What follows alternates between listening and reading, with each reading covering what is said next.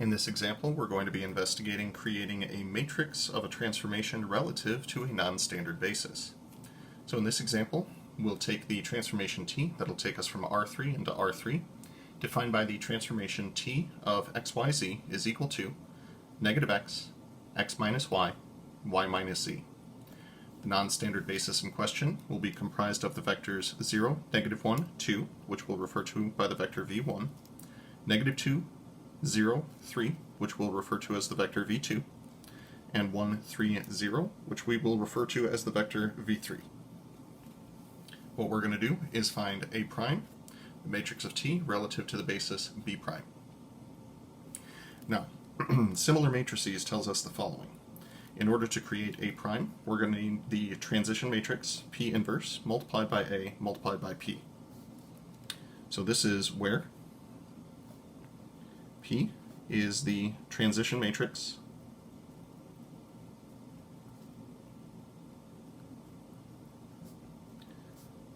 of the basis B prime, and A is the standard matrix of T, or relative to the standard basis, I suppose. So the way that we are going to create these matrices, A, we're going to do in the same method that we have been doing all throughout this chapter.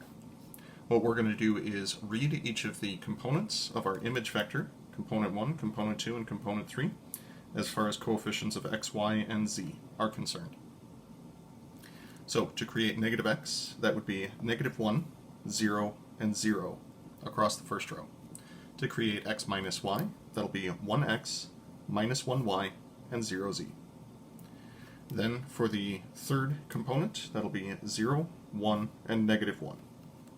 Good looking matrix right there.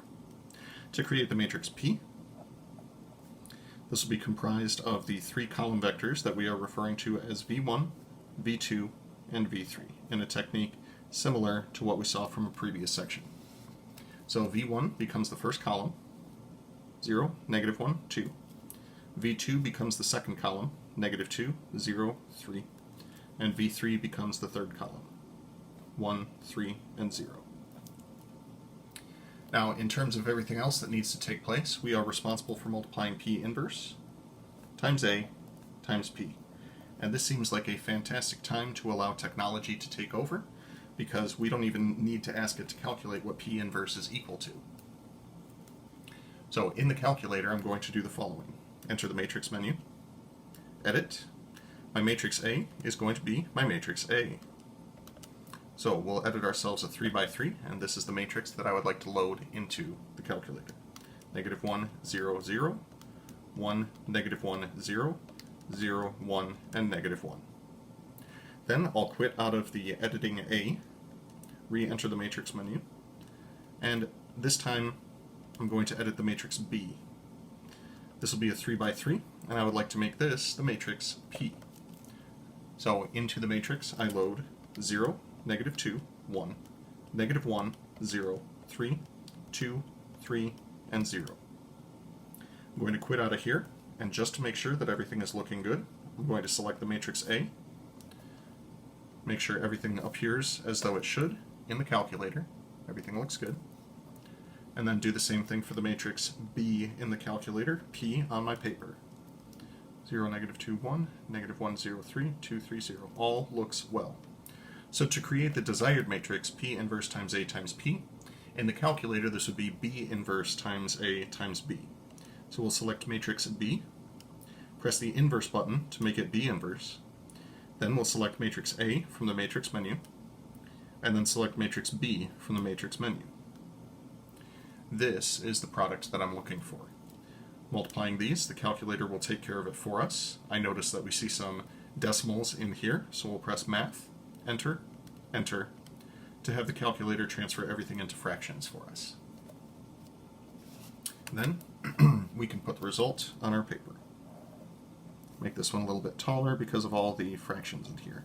Negative 7 fifths, 2 fifths, 1, negative 1 15th, negative 19 15ths, 1/3, negative 2 15ths, negative 8 15ths, and negative 1/3. The interpretation of this matrix is, if I had a a coordinate matrix relative to non-standard basis, we'll refer to this as A prime, then let's see, how does this interpretation go? Multiplying A times the coordinate matrix relative to non-standard basis will give us the image of X according to non-standard basis. Yeah, that's right. This is, so what this does is it actually does three things for us. It transitions the vector x back into the standard basis, then it finds the image of that thing using matrix A, and then it transfers it back to non-standard basis by multiplying by P and A and P inverse in that order. So to reiterate,